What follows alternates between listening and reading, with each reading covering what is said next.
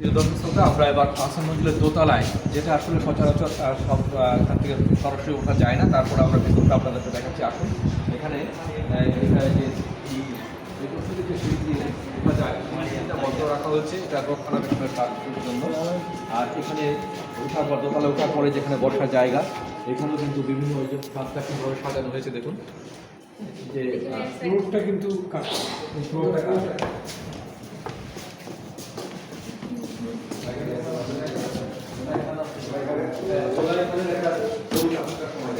এখন যেটা কল্পনা করা যায় না, ধোলাই খালের একটা তখনকার সময় একটা আলোকচিত্র, যেটি দুষ্প্রাপ্য বলতে গেলে। এবং এখানে যে নবাবদের যে দুই পাশে বসার যে জায়গা, বল্লম দিয়ে সাজানো, যে মহিষের সিং দিয়ে, এটাও বিশাল একটা প্রশস্ত জায়গা। এটা একটা ভাস্কর্য এখানে রাখা হয়েছে, সাদা সিমেন্টে তৈরি একটা ভাস্কর্য এখানে। নবাবের লাইব্রেরি, নবাবরা যে জ্ঞান চর্চা করতেন, তারা জ্ঞান পিপাসু ছিলেন, তাদেরকে সেই আমলের অনেক দুর্লভ গ্রন্থ, এখানে প্রাচীন যে গ্রন্থগুলো সেগুলো কিন্তু এখনও আছে।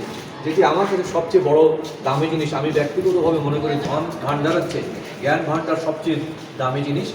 এই নবাবরা যে জ্ঞান চর্চা করতেন এবং অনেক ধরনের বই পড়তেন, তারা ইংরেজিতে লেখা, ফার্সিতে লেখা, আরবিতে লেখা, সেই বইগুলো কিন্তু এখনও এখানে রয়ে গেছে। হয়তো এক একটা বইয়ের তখনকার সময় 200-300 বছর আগের বই, সেই বইগুলো এখনও এখানে রয়েছে। আমরা এই নবাবদের লাইব্রেরিটা দেখাচ্ছি আপনাদেরকে। এই বইগুলোতে অনেক বই হয়তো ক্ষতিগ্রস্ত হয়েছে, এটা এইভাবে সংরক্ষণ করে রাখা হয়েছে যে এটাকে যাতে অরিজিনালিটি দেখানো যায় তখনকার সময় কেমন ছিল। কিন্তু এটাকে রিবাইন্ডিং করলে অরিজিনালিটি বোধহয় এইভাবে দেখা যেত না, এটা নষ্ট হয়ে যেত, যার জন্য তারা এইভাবে সংরক্ষণ করেছেন।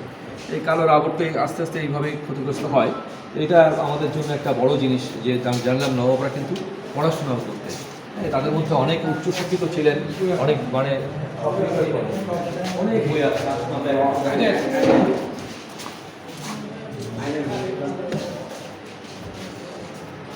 এখানে বসে তারা পড়াশোনা করতেন, লাইব্রেরি ছিল। এখানে যে আইনের বইগুলো দেখেন, নবাবরা যে আইনের চর্চা করতেন, আইনের বিশারদ ছিলেন, আইনের পরে অনেক বিষয় তারা জানতেন এবং আইন প্রণয়ন করার জন্য কী কী ব্যবস্থা গ্রহণ করা দরকার সেটিও তারা কিন্তু সুন্দরভাবে জানতেন, করতেন। সেটার জন্য আইনের অনেক ইংল্যান্ডের আইন থেকে শুরু করে সারা বিশ্বের যে আইনগুলো এখানে বই আকারে, পুস্তক আকারে সেখানে রক্ষিত আছে। এখানে অনেক লাইব্রেরি আছে। এই আরেকটি আলমারি, এখানেও দুর্লভ বইপত্র আছে এখানে।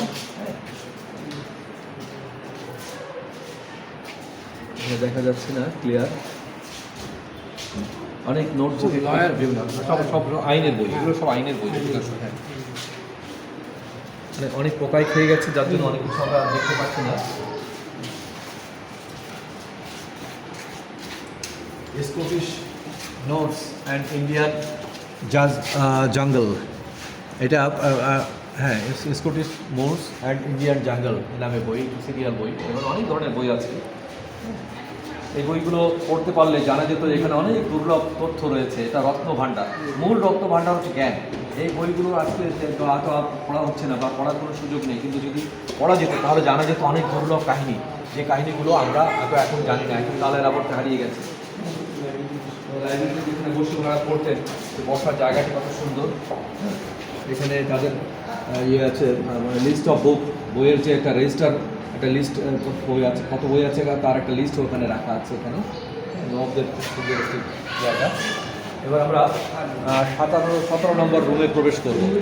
তার আগে আপনাদেরকে এই লাইব্রেরির চত্বরটা আমরা শুধু এইটুকু জানাই, নবাবরা যথেষ্ট লেখাপড়া করতেন, আইন বিষয়ে সচেতন ছিলেন, বিবিধ বিষয়ে তারা জ্ঞান অর্জন করতেন। তারা শুধুমাত্র শাসন করার কার্য করার জন্য না, তারা নিজেরা সচেতন ছিলেন এবং এই ভূখণ্ডে মানুষকে উন্নত জীবন ব্যবস্থার মধ্যে নেওয়ার জন্য যা কিছু করার জন্য যতখানি জ্ঞান অর্জন করার দরকার, সেই পর্যায়ে জ্ঞান অর্জন যাতে করা যায় সেই ব্যবস্থা কিন্তু তাদের কাছে ছিল। আমরা ইতিপূর্বে দেখিয়েছি নবাবদের কাছে নিজেদের যেমন চিকিৎসার জন্য চিকিৎসা ব্যবস্থা ছিল, তেমনি জ্ঞান অর্জনের জন্য একটা শুধু ধনভাণ্ডার দেখালাম নিচে আমরা, শুধু তাই না, এখানে জ্ঞানভাণ্ডার দেখালাম। এখন ইতিপূর্বে আপনাদেরকে ধনভাণ্ডার দেখিয়েছি সিন্ধু, এখন দেখলেন আপনার নবাবদের যে জ্ঞানভাণ্ডার সেটি। এই পরের কন্টেন্টে আপনাদেরকে দেখাচ্ছি আমরা নবাবদের বিনোদন কেন্দ্র।